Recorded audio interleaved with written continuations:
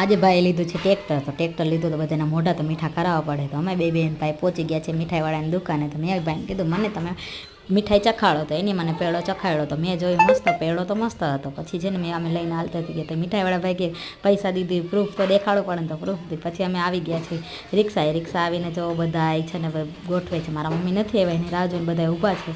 આ બધા બેઠા છે. હવે બધા બેસીને અમે બધા હાલતા થઈ ગયા છે. હવે અમે જઈએ છીએ જો માતાજીના મંદિરે દર્શન કરવા જઈએ. તો માતાજીના મંદિરે જઈએ તો ફૂલના હાર તો લેવા જ પડે. તો અમે ફૂલના હાર લેવા રોકાઈ ગયા છીએ. તો જો આ બધા ભાઈ ફૂલવાળા ભાઈ કે છે આવા હાર છે. તો અમે કીધું ચાલશે.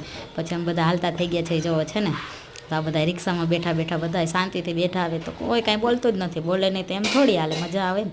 પછી હવે અમે પહોંચી ગયા છીએ. તો હવે આપણે નવું ટ્રેક્ટર લીધું હોય તો એના તો વધામણા કરવા જ પડે.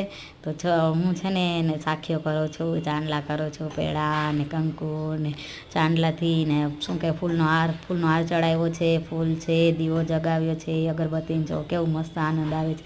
મને તો ચાંદલા કરવાનો બહુ જ આનંદ આવે છે. જો આરતી ઉતારવાનો તમને જે બી બેનું હોય ને એને એના ભાઈઓ કોઈ બી નવું સાધન લે ને તો એની આરતી ઉતારવાની બેન દીકરીને જવાય બહુ મજા આવે. હવે અમે હાલતા થઈ ગયા હતા તો રસ્તામાં આવ્યું હતું શું કહેવાય તડકાના આવતા હતા. તો બધા એને છોકરાઓને અમારે બધાને એમ થયું કાંઈક પીતા જાય. તો ઓલા બધા વયા ગયા હતા. અમે પછી શેરડીના રસ પીવા રોકાણા હતા. જો અમે બધા શેરડીનો રસ પીએ છીએ.